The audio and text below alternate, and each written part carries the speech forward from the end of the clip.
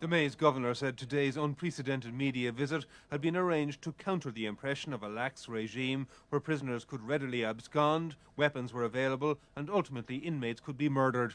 He said he'd been devastated by the death of Billy Wright and maintained that tougher procedures had been introduced at the jail. On the Loyalist wing housing UDA and UFF inmates, prisoners agreed. But these were special circumstances. We are very different sort of prisoners. This is a jail because we're political prisoners, right? That will be run differently than any other jail because they're paramilitary blocks. Right? That's understandable. We're not McGilvery, we're not McGilligan, we're not the OTCs and the YOC. Okay, we're political prisoners.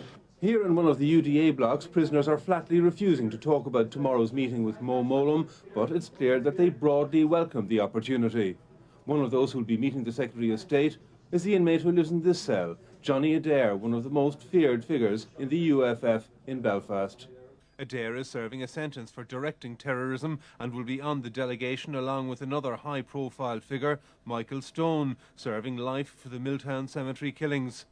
He said today he sympathised with the daughter of one of his victims, who said this morning she backed Mo Mowlam's decision to talk to him and his colleagues. You know, and I felt for that girl, you know, and I think she's very brave in what she said. You know, it must be difficult for her. The same way it's difficult for loyalists from the loyalists. It's like Kelly or whatever, the Shankill bomber. She met him.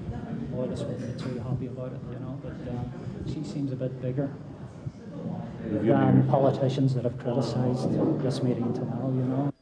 He said loyalists would listen, not negotiate, when they met Mo Mowlam, and there was some limited optimism that the meeting might achieve a breakthrough. Hopefully. Hopefully it'll clear up any misunderstandings. Well, the door's open for all options are open. Just hopefully we can come with some sort of arrangement. It's a matter of yards to an IRA block. There's a political gulf dividing them from loyalists, but inmates there agreed too that the regime was far from relaxed. It has been said by a number of people that the prisoners are in control of this prison. Can I say that if we were in control of this prison, I wouldn't be sitting here talking to you today, because I'd be out of here, I'd be away, I'd be through them gates, and unfortunately that's not the case. IRA prisoners have yet to decide whether they'll meet Mo Mowlam when she's in the jail tomorrow, but they stressed that whatever happens, they're foursquare behind Sinn Féin's talks strategy. I mean, I have two young sons. I don't want them to grow up and have to face the type of choices that myself and other people had to make, or to experience the type of injustice that we had to experience. So we want to make this process work. I believe that Republicans are committed to the peace process.